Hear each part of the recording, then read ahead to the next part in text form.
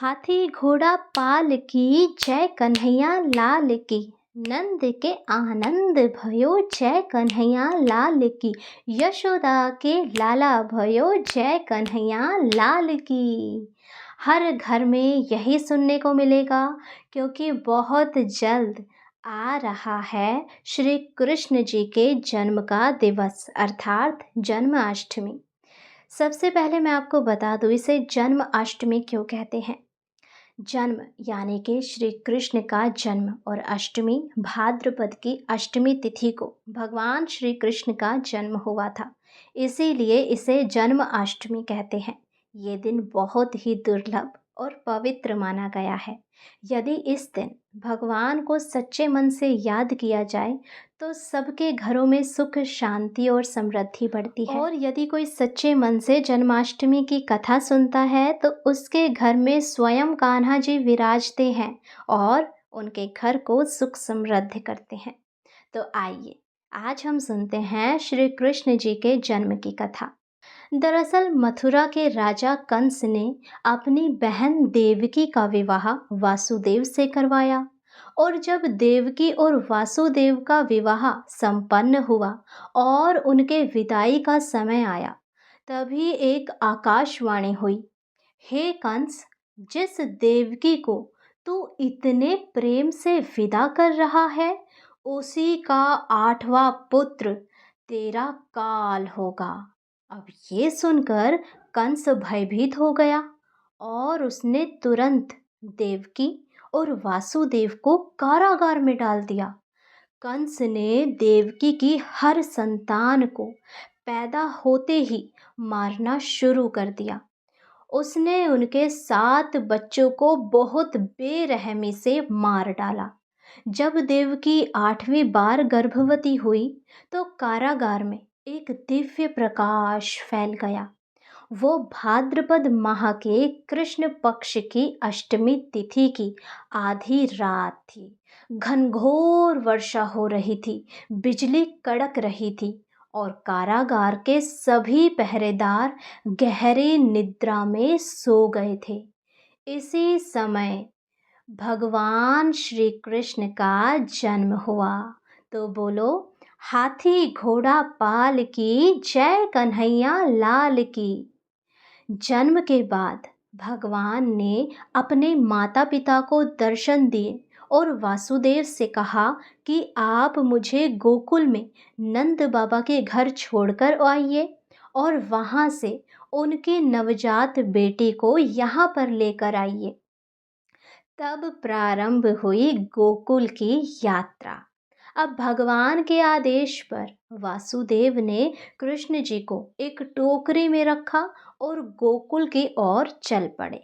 उस दिन तो हर चीज सब चमत्कार से भरी हुई थी, क्योंकि आप सबको तो पता ही है वासुदेव और देवकी को बहुत बड़ी और मोटी बेड़ियां बांधी गई थी और कारागार जो कि एक दरवाजे के अंदर दूसरा दरवाज़ा, तीसरा दरवाज़ा, ऐसे बहुत सारे थे और हर दरवाजे पर 2-2 पहरेदार थे। परंतु अपने आप चमत्कार से सारे दरवाजे खुल गए, सारे पहरादार गहरी निद्रा में सो गए और अपने आप ही वासुदेव की बेड़ियां भी खुल गई और वो चल पड़े गोकुल की यात्रा पर। अब यमुना नदी उफान पर थी क्योंकि बारिश बहुत हो रही थी और नदी बिल्कुल लबालब भर गई थी। लेकिन जैसे ही वासुदेव नदी में उतरे, यमुना का जल 2 भागों में बट गया और रास्ता अपने आप बना दिया गया। अब रास्ते में शेषनाग ने अपने फन से बारिश से उनकी ओर शिशु की रक्षा की। कहीं पर ये कथा भी आती है कि भगवान वासुदेव बिल्कुल डूब जाते हैं नदी में, सिर्फ कान्हा जी की टोकरी ऊपर रहती है और वो इसीलिए क्योंकि यमुना जी भगवान के चरण स्पर्श करना चाहती है और जैसे ही यमुना जी उनके चरण स्पर्श करती है, नदी का पानी शांत हो जाता है।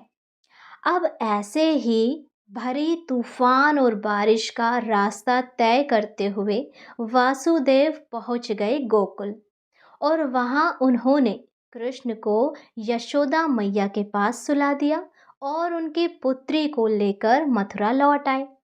कारागार के द्वार अपने आप बंद हो गए और उनके हाथों में दोबारा से अपने आप बेड़ियां लग गई। जब कंस को देवकी की 8वीं संतान की खबर मिली तो वह तुरंत कारागार में आया, लेकिन यह देखकर क्रोधित हो गया कि यह तो बच्ची थी। जैसे ही उसने उस बच्ची को मारने के लिए उठाया, वह उसके हाथों से छूटकर आकाश में चली गई और देवी योगमाया के रूप में प्रकट हुई। उसने कंस से कहा, अरे मूर्ख, तेरा वध करने वाला तो गोकुल में पहुंच चुका है। और इतना कहकर वह अंतर्ध्यान हो गई। अब उन्हें तो पता नहीं है, यशोदा मैया को और बाकी गोकुल वाले वासियों को, कि ये बालक यशोदा मैया का नहीं, देवकी मैया का है। अब उन्होंने तो जो जोरदार उत्सव मनाया श्री कृष्ण के जन्म की खबर सुनकर, तो इसी उत्सव को कहा गया जन्माष्टमी। तो ये थी कथा भगवान श्री कृष्ण के जन्म उत्सव के उपलक्ष्य में। आशा करती हूँ आप सभी को ये कथा अच्छी लगी हो। भगवान श्री कृष्ण आपके घर आए और आपके घर को सुख समृद्ध करे, सब पर अपनी कृपा बनाए रखे। तो बोलिए राधे राधे और हाथी घोड़ा पाल की जय कन्हैया लाल की। यशोदा के लाला भयो जय कन्हैया लाल की। हे नंद के आनंद भयो जय कन्हैया लाल की। यदि कथा पसंद आए तो वीडियो को प्लीज़ लाइक करें, शेयर करें, कमेंट बॉक्स में हाथी घोड़ा पाल की जय कन्हैया लाल की अवश्य लिखें। हर हर महादेव। राधे राधे।